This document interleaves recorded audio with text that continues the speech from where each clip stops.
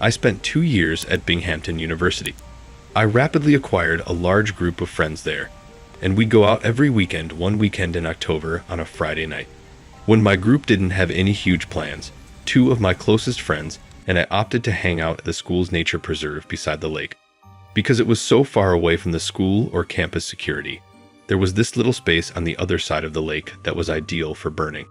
Kids would sometimes, but not often, come here to smoke, drink, and do pretty much everything else.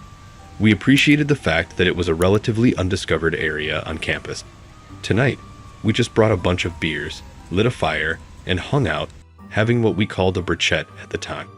As the night progressed, time seemed to fly by as the alcohol began to take effect until one of my 2 friends was on the floor rolling in the leaves.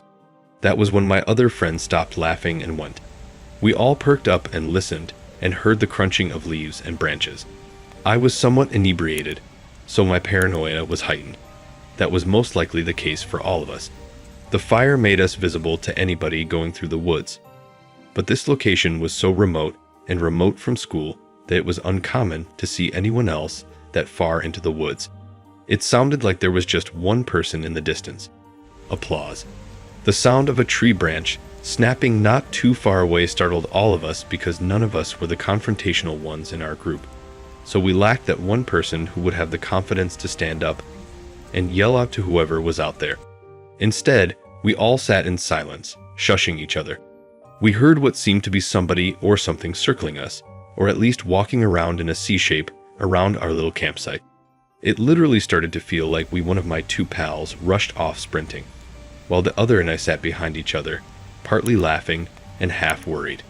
We weren't sure whether this was a joke or not, in my opinion. My companion then screamed in agony after being hit in the face by another tree limb. I grabbed the bag, assisted my buddy up off the floor, and we carried him back to our room. We paused to regain our breath when we got to the road that separated the nature preserve from our dorm, but whoever was out there was following us. When we heard footsteps closer to the road, we ran back to the hostel, and when we arrived on our level, we discovered our other buddy already in his room. We stared down into the woods from his chamber window. Someone was pacing back and forth near the trees, and whenever a vehicle passed, they would walk back into the woods. Whoever it was eventually vanished into the woods, never to be seen again. We resumed our drinking session in the dorm room, and within 10 minutes, we were all laughing. We didn't know how terrible that event had been until the following morning. We never returned to the woods after nightfall.